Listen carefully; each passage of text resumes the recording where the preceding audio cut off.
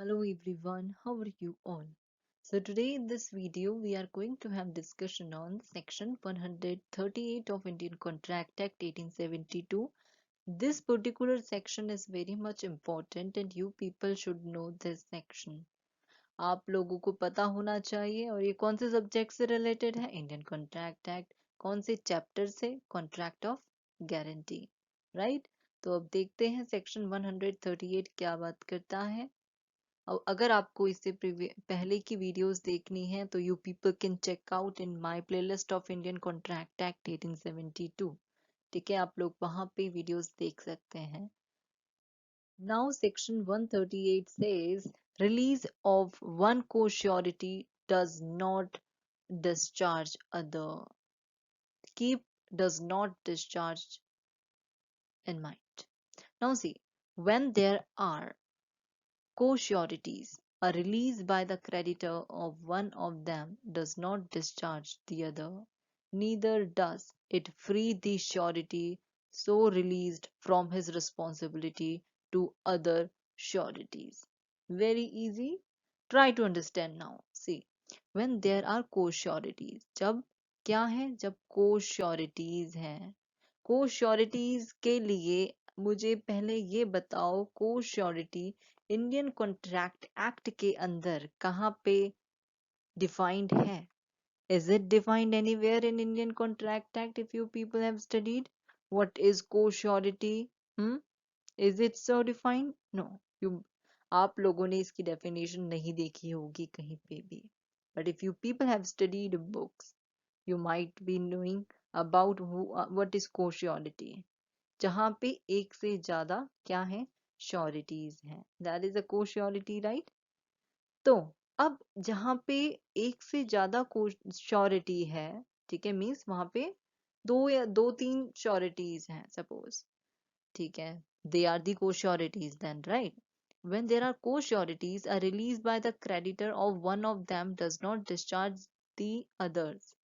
तो अब क्रेडिटर ने अगर किसी एक को डिस्चार्ज कर दिया, a release by the creditor of one of them, उसका मतलब ये नहीं हुआ कि बाकी अपनी neither does it free the surety so release from his responsibility to, इसका मतलब ये नहीं हुआ जो श्योरिटी को जिसको डिस्चार्ज करा क्रेडिटर ने कि वो अपनी रिस्पॉन्सिबिलिटी से भी डिस्चार्ज हो गया जो उसकी अदर श्योरिटीज के साथ थी।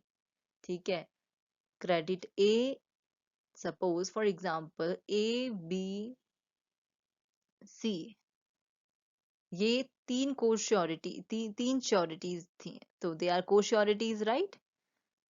ठीक है, अब डी क्रेडिटर था, डी ने क्या करा? बी को डिस्चार्ज कर दिया। बी को क्या कर दिया? डी ने डिस्चार्ज कर दिया। ठीक है, क्या इसका मतलब ये हुआ क्या बी अपनी रिस्पॉन्सिबिलिटी से भी डिस्चार्ज हो गया जो उसकी ए और सी के साथ थी? नो, वो अपनी रिस्पॉन्सिबिलिटी से डिस्चार्ज नहीं होगा जो उसकी अदर श्योरिटीज के साथ थी। तो इसका मतलब यही है, रिलीज ऑफ वन को surety does not discharge others. बाकी तो रहेंगे, बाकी ए और सी तो पहले डी को उसको देना पड़ेगा जितना भी भरपाई उन्हें देनी थी। ठीक है, A and C has to, they are liable to D pay करने के लिए। अब डी ने बी को डिस्चार्ज करा तो इसका मतलब ये नहीं है कि ए और सी भी डिस्चार्ज हो गए। ए और सी बी डी को देंगे मनी, जो भी देना है, ठीक है, जो देते तक वो लायबल है वो डी को देंगे। उसके बाद बी जो डिस्चार्ज हुआ, ठीक है, ए और सी बी से क्या कर सकते हैं? बोल सकते हैं कि यू, तुम्हें भले ही डी ने डिस्चार्ज कर दिया बट तुम अपनी रिस्पॉन्सिबिलिटी से थोड़ी ना डिस्चार्ज हुए हो। हम A B will be liable to A और सी। ठीक है, ए और सी दोनों को लायबल होगा बी। तो इसका मतलब ये नहीं है ए को श्योरिटी डिस्चार्ज हो गया तो ए और सी भी डिस्चार्ज हो गए। नो, ऐसा नहीं है सेक्शन 138 के according. This particular section was very easy, right? आप समझने की कोशिश करो, सब समझ में खुद आ जाएगा आपको। And if you people have any doubt, do let me know below in the comment box and do like and subscribe my YouTube channel for more videos. Thank you so much. And people, do try to solve the mock test which I have uploaded. आप लोग मेरी playlist को देखिए, mock test raw MCQs को, mock test law MCQs को देखो और उसमें जो क्वेश्चंस हैं उनको सॉल्व करने की कोशिश करो and try to test yourself. ठीक है, और देखो कितना आप लोगों को आता है. That will be beneficial for you people. Do prefer that playlist also.